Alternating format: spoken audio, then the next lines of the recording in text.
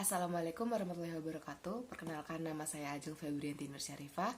Saya dari kelas 4A, jurusan Pendidikan Luar Biasa dengan NIM 20201862002B0028. Di sini saya akan menjelaskan materi tentang gelandangan sosial, di mana materi tersebut merupakan sebuah materi dari mata kuliah pendidikan anak dengan masalah sosial.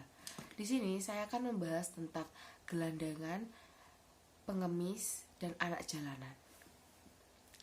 Pengertian gelandangan sendiri adalah seseorang yang hidup dalam keadaan yang tidak memiliki tempat tinggal dan tidak memiliki pekerjaan tetap dan mengembara di tempat umum sehingga hidup tidak sesuai dengan norma kehidupan yang layak dalam masyarakat.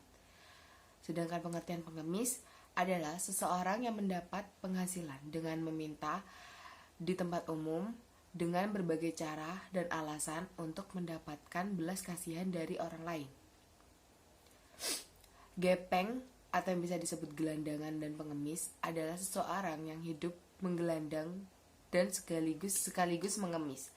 Oleh karena itu, mereka tidak memiliki tempat tinggal yang tetap dan berdasarkan berbagai alasan harus tinggal di bawah kolong jembatan, di tempat umum, di pinggir jalan, di pinggir sungai, stasiun kereta api, dan berbagai fasilitas umum lainnya untuk tempat tinggal mereka dan menjalankan kehidupan sehari-hari. Faktor penyebab masalah sosial tidak bisa dihindari keberadaannya dalam kehidupan masyarakat, terutama yang di daerah perkotaan, adalah masalah pengemis dan gelandangan. Permasalahan sosial gelandangan dan pengemis merupakan akumulasi dan interaksi dari berbagai permasalahan seperti hal-hal kemiskinan, pendidikan yang rendah, minimnya keterampilan kerja yang dimiliki, lingkungan, sosial budaya, kesehatan, dan lain sebagainya. Adapun gambaran permasalahan tersebut dapat diuraikan sebagai berikut. Yang pertama, masalah kemiskinan. Kemiskinan menyebabkan seseorang tidak mampu memenuhi kebutuhan dasar minimal dan menjangkau pelayanan umum, sehingga tidak dapat mengembangkan kehidupan pribadi maupun keluarga secara layak. Yang kedua, masalah pendidikan. Pada umumnya, tingkat pendidikan gelandangan dan pengemis relatif itu sangat rendah.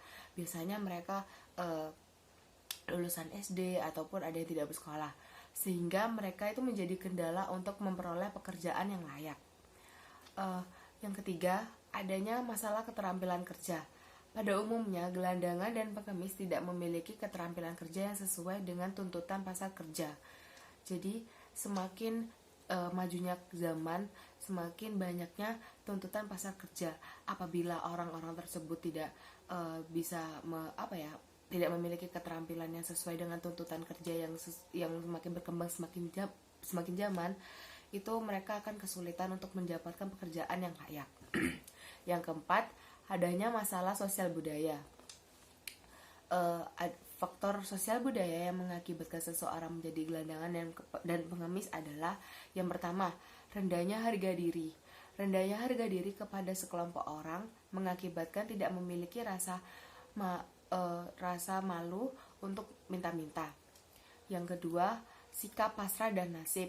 Mereka menganggap bahwa kemiskinan itu kondisi mereka sebagai gelandangan dan pengemis adalah nasib. Jadi orang-orang gelandangan dan pengemis ini menganggap mereka menjadi gelandangan dan pengemis itu merupakan nasib, sehingga tidak ada kemampuan untuk melakukan adanya perubahan. Yang ketiga, kebebasan dan kesenangan hidup menggelandang. Jadi orang-orang yang hidup gelandangan dan pengemis itu biasanya mereka merasakan kenikmatan tersendiri bagi orang-orang yang hidup menggelandang. Selanjutnya kita akan membahas tentang karakteristik gelandangan dan pengemis. Karakteristik gelandangan dan pengemis yaitu yang pertama, tidak memiliki tempat tinggal. Dikarenakan kebanyakan gelandangan dan pengemis ini mereka hanya biasa mengembara di tempat umum. Yang kedua, hidup di bawah garis kemiskinan. Para gelandangan dan pengemis ini mereka tidak memiliki penghasilan tetap. yang bisa menjamin untuk hidup mereka ke depan. Bahkan untuk sehari-hari saja mereka harus mengemis atau memulung untuk membeli makanan untuk kehidupannya. Yang ketiga, hidup dengan penuh ketidakpastian. Para gelandangan dan pengemis ini, mereka hidup menggelandang dan mengemis di setiap harinya. Jadi mereka ini sangat memperhatikan karena mereka sakit dan mereka tidak bisa mendapatkan jaminan sosial seperti yang dimiliki pegawai negeri, yaitu Askes untuk berobat dan lain-lain. Yang keempat, memakai baju compang-camping. Gelandangan dan pengemis itu biasanya tidak pernah menggunakan baju yang rapi atau berdasi, melainkan baju yang kumal, dekil. Biasanya mereka itu hanya menggunakan kaos gitu, pakaian yang seadanya yang mereka miliki. Dampak dengan adanya gelandangan dan pengemis yang berada di tempat umum akan menimbulkan banyak sekali masalah sosial di tengah kehidupan bermasyarakat di antaranya. Yang pertama, masalah lingkungan atau biasa disebut tata ruang.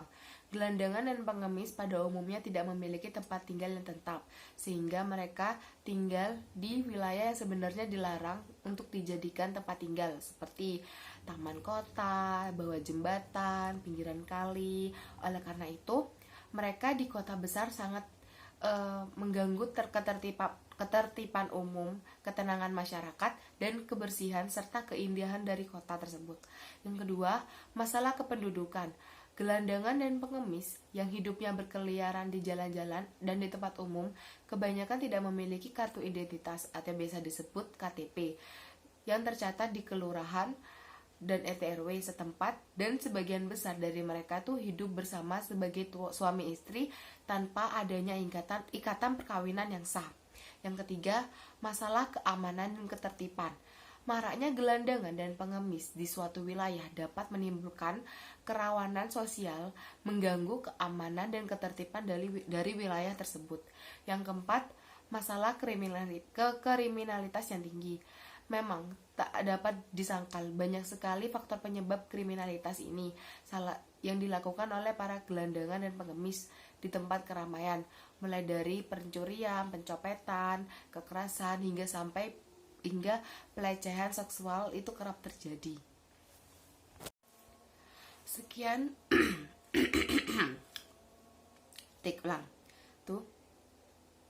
Sekian penjelasan saya, Ajeng Febrianti, tentang masalah gelandangan dan pengemis yang ada di Indonesia atau di kota-kota besar ini.